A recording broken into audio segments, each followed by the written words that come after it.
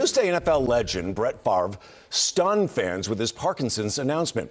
The same day, a Vanderbilt study suggesting 1 in 3 retired NFL players believe they have CTE. Nikhil Smith joins us with new insight from a Vanderbilt University neurologist. Hey, good morning, Neil. The announcement from Brett Favre and the Dolphins star quarterback suffering a concussion, all of that has the health of NFL players top of mind for everyone. Favre told the congressional committee Tuesday he has been diagnosed with Parkinson's disease. It was part of his testimony about a welfare misspending scandal in Mississippi involving a biotech firm that said it was developing concussion treatments.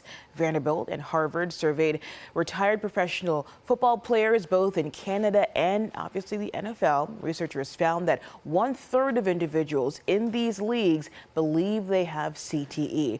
Now, this is not a study of whether or not they truly have it. This is their perception of whether or not they have it based on everything that they've consumed. The study also found that suicidality was reported by 25% of players who believe they had CTE compared to 5% in those who do not believe they have CTE. We found group differences in their overall health and health profiles related to those who believe they have CTE had greater cognitive issues, things like memory issues. They had higher rates of low testosterone. They had higher rates of chronic pain and a variety of other things that can influence their overall quality of life. Dr. Douglas Terry is the co-director of the Vanderbilt Sports Concussion Center. He says he also recently published a study about the age of first exposure.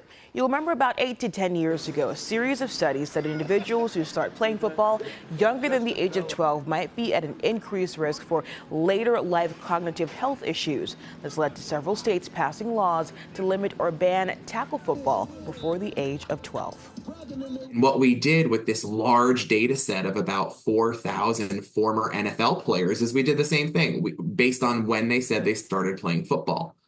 Those who started playing before 12 or after 12. And we really found no differences between later life cognitive issues or psychological issues like depression or anxiety or a variety of other issues. Dr. Terry says the bottom line here is leaders in the field of sports need to think about reducing the risk of head impact, concussion, and repetitive head hits in any way that they can, whether that be through rule changes or making helmets safer.